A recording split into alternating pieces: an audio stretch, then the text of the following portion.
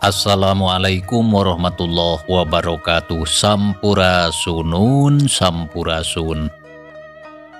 Wargi-wargi baraya pecinta dongeng Sunda anu di mana beayana, alhamdulillah kalayan kudrat ilahi robbi qodaratinu maha kawasa urang sadayana tiasa ditepang dangu kendai sareng simkuring kang tile dina acara carita Sunda atanapi dongeng Sunda. Urang neraskeun hanca carita anu katunda mitra dina judulning carita Jakarana anu mana ieu carita teh hasil buah karya atanapi karangan Amburos ti Palihan Bandung. Kasugri kaum dangu dina jujutan hanca carita anu katunda pedaran kang tile kasapih kuanci dina mangsa mendarkeun kayan alam ti peuting nyatana ka Ki Japar neng Arum katut si Samid sareng si Ajo anu mana harita nuju bade ngabebaskeun Pakubu katut Amborodiah oge Biijah. Kumaha tu mitra lajenganana ieu carita? Sumangga langkung paos nama urang sami-sami Bandungan deui ku sadayana.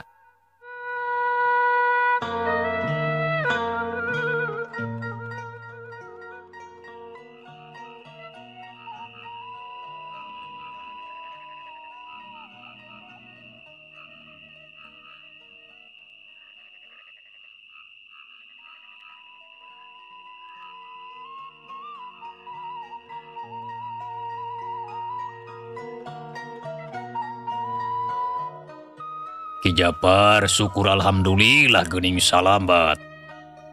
Ceuk Pakubu sarua ngarasa bunga samalah hatena ngarasa reug-reug.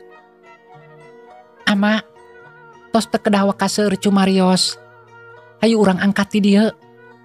Kitu cenah ceuk Nyi Arum nyarita ka bapana sangkan buru-buru kaluar ti imah. Ya hayu atuh buru tapi ke heula rek ngahudangkeun heula Biijah. Ceuk Pakubu terus ngareret ka bojona. Geus kitu ngaleos ka dapur gewat harita ngahudangkeun Biijah anu keur ngarengkol sare tibra dina luhur dipan.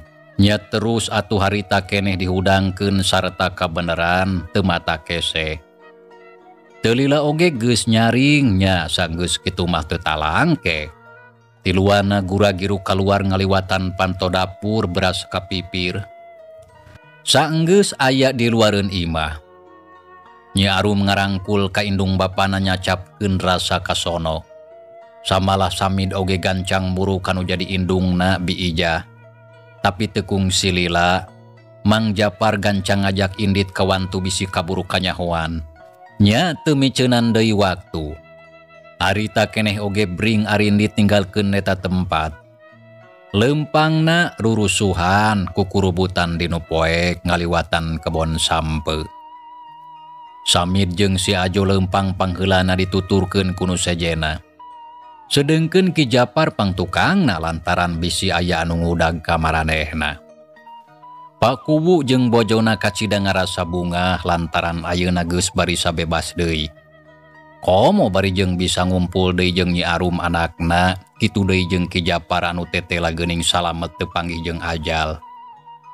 Kaayaan Biijah oge sarua ngarasa bunga bisa panggih deui jeung Samid katut si Ajo.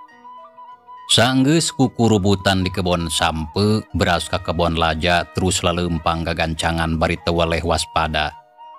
Saenggeus aya sawatara waktu anjog ka jalan desa. Satuluyna maju ngidul anu akhirna beuki jauh ninggalkeun lembur Sindang Sari.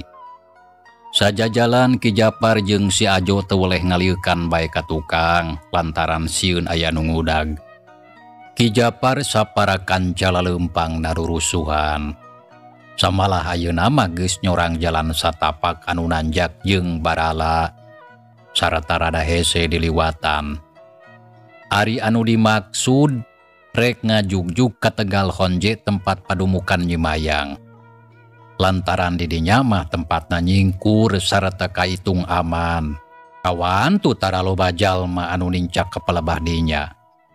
Amburodiah jeung Biijah napasna ngahegak da pugu atuh tara leumpang jauh. Kesangna geus ngoprot masuhan awak. Tapi sok sanajan kitu harita maksakeun bae leumpang lantaran eueuh deui pilihan. Sarta hayang bebas tina cangkraman Ki Badrawi. Nya atuh beuki lila leumpangna beuki jarauh ti lembur. Cag urang tinggalkeun heula lalampahan Ki Japar sapara kanca anu rek ngajugjug ka Tegal Honje, urang teundeun heula sakedeung. Ayeuna urang malikan heula nyaritakeun Nyi Mayang. Anu tadi teh geus ngablesat lumpat ninggalkeun pakarangan imahna Pakuwu, sarta diarudag ku si Jupri jeung si Asdur. Nyi Mayang harita lumpat jojorelatan. Sok sanajan manehna teh pangawak awewe tapi gerakana kacida pisan kesitna. Da bubuhan atuh digoreng-goreng oge manehna kasebut anak Ki Badrawi anu geus dilatih ti leuleutik diwarah ti bubudak. Sarta geus nyangking elmu bela diri anu kawilang lumayan bisa diandalkeun. Nyi Mayang kebat lumpat mengpeng maju ka belah kulon estu patukang tonggong jeung lumpatna Ki Japar sapara kanca. Sabab ngahaja ngarah si Jupri jeung baturna ngudag ka manehna. Anu akhirna Ki Japar jeung anu sejen bisa laluasa ninggalkeun lembur. Nya antuk nama atuh jarakna beuki lila beuki pajauh. Tapi dina sajroning keur lumpat, Nyi Mayang teu weleh ngalieukan ka tukang. Pikeun mastikeun lamun si Jupri jeung baladna ngarudag ka manehna. Kamananya si Jupri jeung baturna? Beuteuk katempo. Asa piraku lamun maranehna teu ngrudag mah ka aing. Nyi Mayang ngagerendeng ngomong sorangan. Reg eureun heula sakedeung terus ngatur heula napasna. Pret ka tukang breh ku Nyi Mayang katempo aya bayangan hideung anu keur pating jorelat geus rek deukeut ka manehna. Barang nempo kitu Nyi Mayang atoh lantaran rancana anu dijieun mawa hasil. Teu salah perhitungan aing. Tetela maranehna ngarudag. Ayeuna aing kudu lumpat deui cing jauh. Ngarah Mang Japar hasil ngabebaskeun indung jeung bapaknya Arum anu jadi tawanan. Nya saenggeus boga pamikiran kitu mah. Teu talangke belesat deui atuh Nyi Mayang lumpat jojorelatan dinu poek. Ari si Jupri jeung si Asdur anu aya tukangeun. Duanana embung eleh terus bae ngabreng-beng lumpat beuki tarik. Sabab sieun leungiteun musuh sarta tetela. Dina hal jurus lumpat mah duanana oge kawilang ahli. Kawantu geus biasa sok sanajan harita aya dina kayaan poek peuting, tapi keur maranehna mah teu matak jadi halangan. Sajabati kitu geus mindeng latihan, nya atuh beuki lila lumpatna beuki jauh ti pilemburan. Bangsat! Odon sia! Si Jupri ngagorowok nita eureun ka musuhna anu keur lumpat meuni mengpeng. Tapi Nyi Mayang anu diudagna teu ngaliuk-liuk acan. Samalah lumpatna oge kalah beuki tarik ngajugjug ka belah tonggo. Jupri, terus udag oi. Kade ulah nepi ka lolos. Oh bener Asdur, ayo terus udag. Jadi penasaran hayang nyaho nah saha eta mangkeluk teh. Jawab si Jupri bari terus lumpatna pasna kadenge ngahegak. Tuh. Lumpat ke belah tonggo hoi. Jupri, sok kanyak pegat di belah dinya. Tah motong jalan karinya tah. Ceuk si Asdur, nita motong jalan sangkan bisa miheulaan ka musuhna. Oh, kon dewek rek ke belah ditu hoi. Tah si lain ke belah dinya. Urang kepung ngarah beunang. Sok atuh, sing gancang lumpatna tong ngomong bae. Si Jupri jeung si Asdur duanana harita terus pating beretek lumpat jojorelatan. Sareta beuki lila beuki ngadeuketan. Tapi Nyi Mayang mah teu seber, samalah jongjon bae lumpat. Sanggeus sawatara waktu antukna anjog ka hiji patempatan anu rada datar jeung lega. Reg atuh Nyi Mayang eureun bari ngusap kesang anu renung dina tarang. Napasna ngahegak dadareng hapranjug, da puguh capek geus lumpat anu kawilang jauh. Ret ka tukang bere si Jupri beuki deukeut, belecet Nyi Mayang lumpat deui. Tapi kakara aya kana sababaraha lengkah. Jeleng harita aya dua urang jalma laluncatan. Terus ngabaredeganang tu ngahalangan jalan. Ningali kitu keur Nyi Mayang geus teu kaget. Kawan tugas nyaho anu datang teh si Jupri jeung si Asdur anu ti tadi ngudag ka manehna. Bangsat, saha si laing? Puting-puting ngagagu katang treman batur. Nah teh ku sayang modar. Si Jupri langsung tumanya. Panona mencerong ka jalma anu keur nangtung hareupeun tapi can pati sidik. Lantaran kayaan didinya ukur remeng-remeng jadingan saukur katingali belegedegna hungkul hideung. Ditambah deui ku papakeana Nyi Mayang anu sing sarua hideung.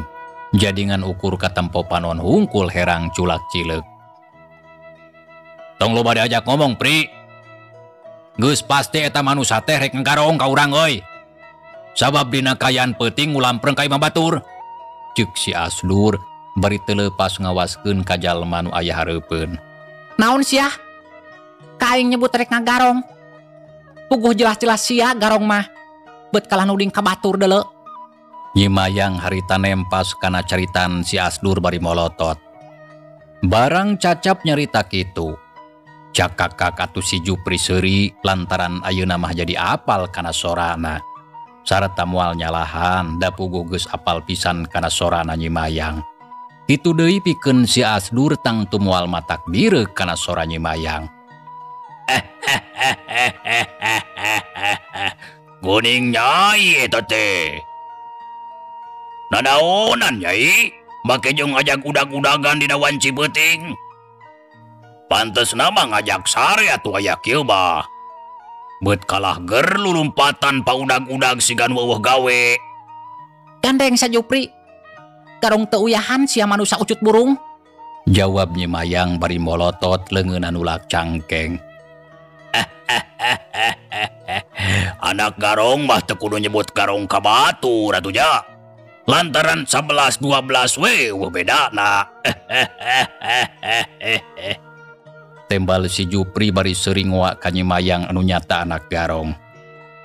Jupri, geus teu kudu loba omong euy. Soklah ayeuna mah urang tewa kuduaan eta wewe teh. Meungpeung ayeuna panggih. Sabab lamun henteu bisi lolos deui sarta mata kese neanganna. Oh bener Asdur. Urang tewak ya wewe teh. Geus loba teuing nyusahkeun.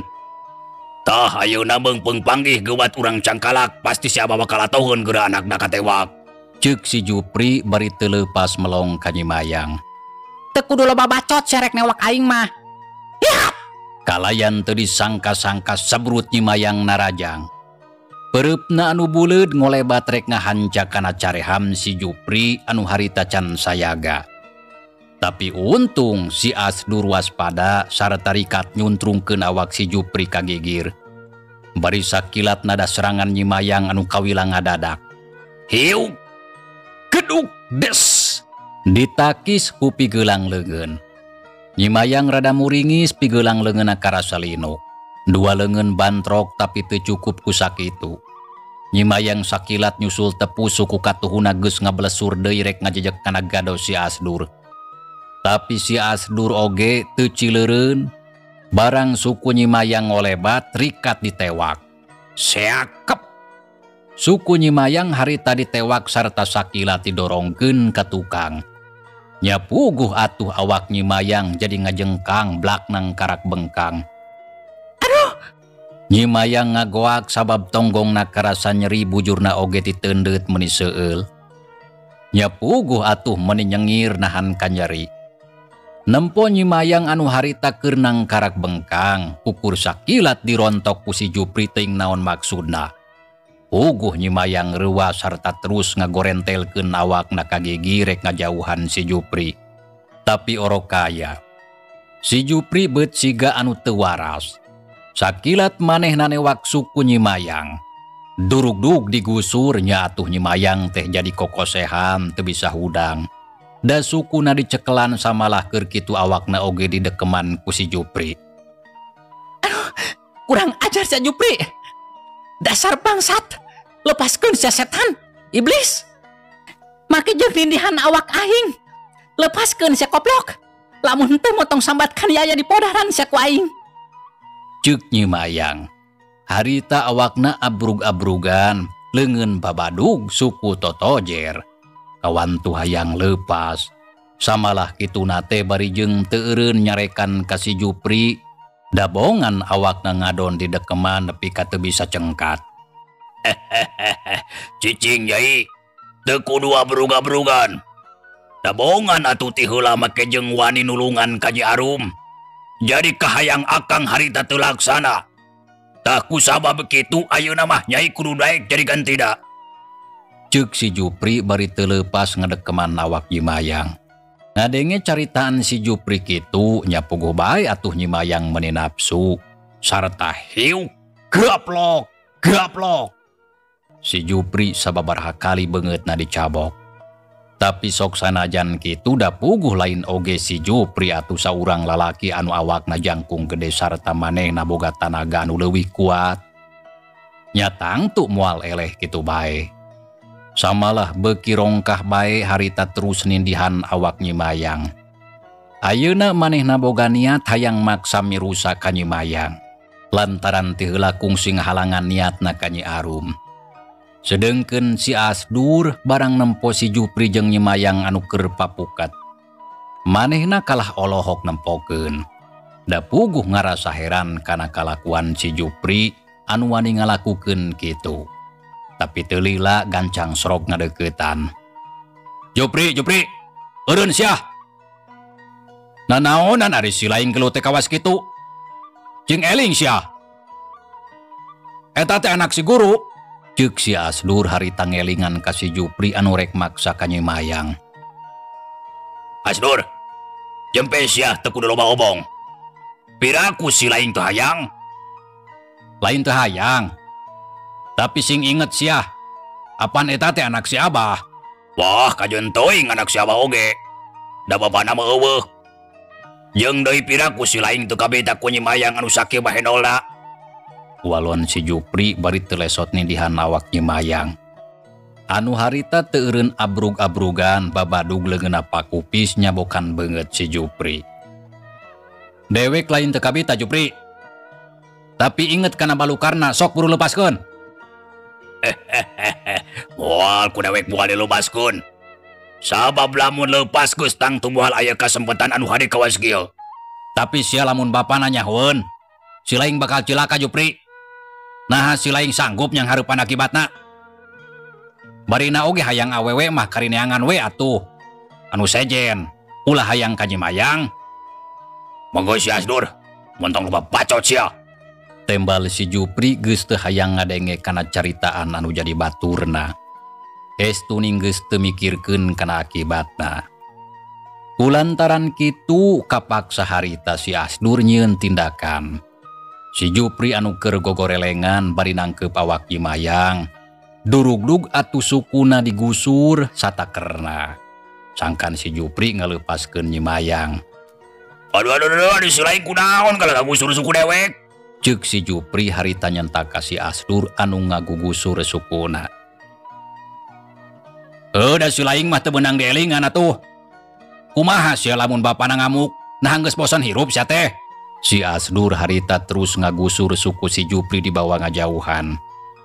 Nya atuh daek teu daek si Jupri teh kagusur sarta awak Nyi Mayang leupas tina ceklan manehna. Ari Nyi Mayang teu miceunan waktu. Sanggeus awakna leupas korejat atuh hudang bari jeung renghap ranjug. Buukna aut-autan beungeutna bakal katempo geuneuk lir beusi atah meunang meuleum lamun beurang mah. Awakna ngagidir huntuna kekerot bakat ku ambek ka si Jupri anu geus wani rek maksa mirusa ka dirina. Goblok ari sia kunaon Asdur?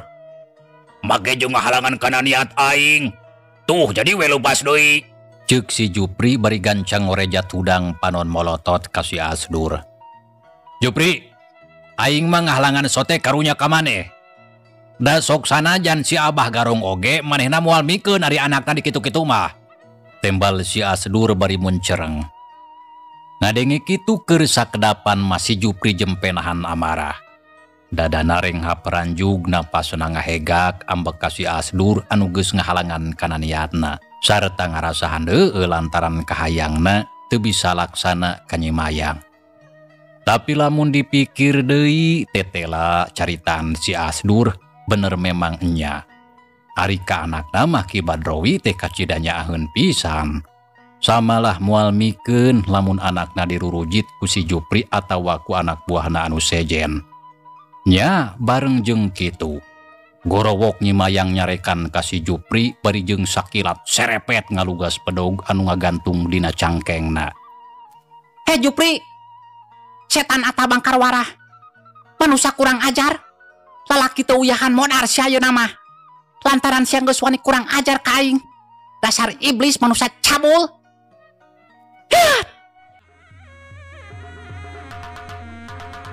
Ceuk Nyimayang nyarekan beak bersih. Nya terus atuh jeleng luncat ka hareupeun si Jupri bari jeung ngambatkeun bedog rek dipake nigas beuheung. Nya puguh si Jupri jeung si Asdur meni ngalenyap. Jeleng-jeleng duana anak bareng laluncatan ka gigir miceunan panarajang Nyimayang. Tapi orokaya Nyimayang teu pisan mere lolongkrang. Terus bae narajang teu eureun. Pedogna butbet ngahiung bangbaraan ngancam kana sakujur awak si Jupri jeung si Asdur.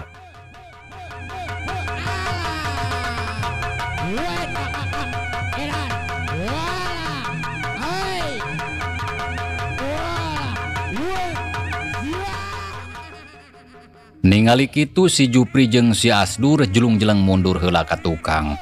Serepet atuh ngalugas bedog pikeun ada serangan Nyimayang anu teu bisa dilelaurakeun. Seak Nyimayang nyabetkeun bedogna kana awak si Jupri. Hiuk belentrang gancang ditadah. Nya atuh antukna mah geus teu bisa dihalangan. Ger bae Nyimayang tarung ngalawan si Jupri meniragot sabab Nyimayang teu bisa narima kana perilaku si Jupri anu tadi rek dilakukeun ka manehna. Bedog Nyimayang katingali menyebut bet ngancam kana sakujur awak si Jupri. Tapi sanajan kitu tangtu si Jupri oge lain lawan nata-ata. Harita manehna kesit pisan akisan bedog Nyimayang, gerakana estuning kesit jeung rancingeus. Duanana tarung rongkah silih kadek, silih tarok, silih bacok, silih sabet jeung sajabana. Sora pakarang anu bantrok kadenge pating belentrang matak paur. Sedengkeun si Asdur kalah nangtung bari ningalikeun. Dina kayaan kitu, kalebah dinya aya sababaraha urang jalma nu datang anu taya liam ti si Oded jeung baturna. Barang harita nempokan keur tarung, nya puguh bae atuh maranehna kaget. Lantaran can nyaho saha-sahana kawantu can pati sidik da puguh kayaan di dinya ukur kacangan ku cahaya bentang anu baranang di awang-awang. Tapi barang ret kasa urang jalma anu keur ngajanteng nangtung, si Oded manehna apa lantaran eta teh si Asdur anu keur lalajo tarung. Nya terus ngadeuketan. Asdur, saha anu keur tarung teh? Si Oded tumanya ka si Asdur anu keur anteng melong kanu keur tarung. Si Jupri ngalawan Nyimayang anak si guru. Ah, baru ngalawan Nyimayang? Tapi naha maka bisa kitu? Bener eta teh si Jupri jeung Nyimayang? Ceuk si Juha, melu nimrung sarta manehna ngarasa heran sarta ceuk pikirna naha Nyimayang make jeung aya di dinya. Juha teu salah. Sabab jalma anu tadi diudag-udag ku dewek jeung si Jupri teh lain anu lian, tapi geuning Nyimayang. Lamun kitu mah kabeneran atuh euy. Nyimayang ayeuna geus aya di dieu sarta gancang urang tewak. Terus urang bawa ka si Abah. Bener juga hade tah lamun kitu. Ayo si Mayang ayeuna urang tewak bae ku sararea. Sarta umat ulah seuna leupas deui. Jawab si Odednya tujuan kana caritaan si Juha pikeun newak Nyimayang. Tapi kumaha cara newakna euy? Lantaran lamun kudu tarung sok kalah memeakeun waktu sabab pangabisana ka kawelang lumayan. Tanya si Keling panonna rutret ka sakabeh baturna. Nya ngarah gancang makeun urang eurad ku tambang. Kabeneran tadi dewek mawa. Jadi urang geus teu kudu loba meceunan taraga. Bener eurad we lah. Dasarua dewek oge mawa tambang mah. Sok buru urang jalankeun ngarah tereh rengse. Kitu ceuk si Oded jeung si Keling. Bari jeung terus gancang udaran tambang anu tadi ngahaja dibawa. Sambalah terus ditalikeun maksudna marek dipake ngeurad awak Nyimayang. Lantaran ceuk pamikirna ngarah teu kudu lila tarung da puguh Nyimayang teh lingas jadi rada hese dina newakna. Mitra kaum dangu. Kocapkeun harita anu keur tarung. Beki lila kalah beki ragot bae duanana sarua pada kesitna. Tapi sanggeus aya kana sababaraha puluh jurus nyimayang katempo kecepatan gerakan radang urangan. Sedengkeun ari musuhna can katempo rengrot-rengrot tepuguh si Jupri teh lain lawan nanu enteng. Tapi nyimayang sakuat tanaga terus ngimbangan kana gerakan lawan. Si Jupri teh lapisan hese dirubuhkeun. Dasar kurang ajar sia. Nyimayang ngagerentes dina sajeroning hatena. Sok Nyai Gelis, ketrukeun sakabeh pangabisa teh. Tembal si Jupri bangun hayang mapanas. Montong sombong sacabul. Rasakeun yo. Hup. Sebrut nyimayang narajang deui bedogna harita ngolepat dikepangkeun ti gigir. Anu dimaksud rek ngarah kana cangkeng. Tapi si Jupri oge manehna kacida pisan rancingeus. Dina gerakan anu kacida cepetna, ukur sakilat bedogna dipake nada serangan bedog nyimayang. Hiuk belentrang, hiuk belentrang. Sora dua pakarang anu bantrok medikadenge trong terang matak gandeng. Awor jeung sora anu pating gorobok paselang jeung buricakna kembang seuneu. Sabot keur kitu seak bedog nyimayang ngolepat rek narok kana sirah. Hiuk leplos. Si Jupri rikat ngelokeun sirahna, tapi bareng jeung kitu si Jupri gancang malik narajang. Bedogna tarik nyurubuk rek nojos kana ti koro nyimayang. Nempok kitu nya puguh nyimayang manehna reuwas sakilat mundur ka tukang bari jeung narik deui bedogna sarta dipake nadah bedog si Jupri anu geus rek datang. Hiuk belentrang, Celeng bedog nyimayang ngaceleng meuni jauh. Aduh. Nyimayang ngagorowok reuwas sarta jeleng luncat ka tukang ngajauhan si Jupri. Terus nangtung bari ngarasakeun pigeulang leungeun anu karasa komper akibat tina bantrokna dua pakarang. Keur sakedapan mah nyimayang kalah nangtung bari renghap ranjug. Dadana turun naek napasna ngahegak, kesangna geus juuh ngoprot saluar awak.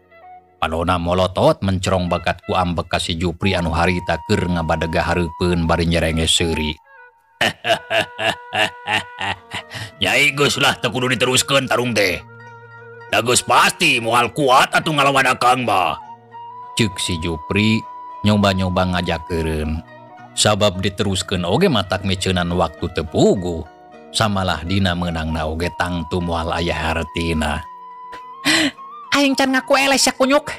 Jadi teu kudu loba bacot. Tembal nyimayang bari molotot huntuna kekerot. Aduh, Nyai, meuni aya ku bedong nya. Cek aing montong loba bacot koplok. Rasakeun yo kasebelam. Jeleng harita nyimayang luncat maksud narek narajang deui ka si Jupri. Tapi sabot keur kitu teu kanyahoan, lung kulawi tret. Lung kulawi tret. Awakna aya anu ngeurad samalah terus aya anu ngabetot. Nya puguh nyimayang reuwas ret kana awakna, tete lah tambang sadua-dua geus nyangreud pageuh nalian kana awakna. Anu dialungkeun ku si Oded jeung si Keling anu ti tadi geus taratan-tatan. Ningali kajadian kitu cakakak atuh si Oded seuri meuni ngagakak. Teu burung beunang geuning ayeuna mah euy. Si Oded nya kakak seuri panona melong ka nyimayang. Biwirna anu jebleh nyerenge semungoa. Ari leungeunna nyeklan tambang anu nyangreud awak nyimayang. Oh, bener ayeuna mah beunang euy. Teh lah encer geuning si laing mah boga uteuk teh. Oded. Tembal si Keling manehna atoh lantaran nyimayang beunang. Ngadenge caritaan kitu nyel atuh nyimayang nafsu haok nyentak kanu duaan. Soded, Keling, nanaonan sia make jeung ngeurad awak aing. Goblok. Nah geus teu areling maraneh teh. Nya kumaha Nyai we atuh eta mah. Rek nyebut teu eling oge pek bae. Da anu penting mah ayeuna Nyai geus beunang. Jawab si Oded barinya kakak seuri kitu deui baturna pating cakakak. Kurang ajar. Gancang lepaskeun. Nah beut siga ka domba sia. Dasar teu baroga ka era. Kalah awak we sagerede buta. Newak awewe ukur hiji kudu dieurad. Samalah ngabongohan. Koplok sia. Ceuk nyimayang nyaritana sesentak ka si Oded jeung si Keling. Aduh, Oden. Urang mana disebut buta, oi. Untung kuno gelis. Dalamun kuno goreng patut mah wah moal teu dipencet nyai teh kawas kutu ditinas. Sangkan teu loba pamolah. Tembal si Dodeng milu nimbrung panona mencrong ka Nyi Mayang. Kandeng si Dodeng ngonyong. Make jeung dipencet kawas kana kutu. Sok buru gancang saya lepaskeun. Lamun teu montong rek sambat ka aya sia. Di podaran ku aing mah kabeh oge moal disesakeun. Batur-batur, rek dipaehan cenah euy. Aduh, rek dipaehan. Ceuk si Dodeng ngabarakatak seuri. Tumerapna estuning matak panas kana hate. Dodeng, geus lah teu kudu loba diajak ngomong. Matak gandeng hayu mending oge gancang urang bawa ka si guru. Geus pasti atoheun ayeuna anakna beudang. Lantaran apan geus lila diteagan. Kitu cenah ceuk si Jupri nyarita ka si Oden.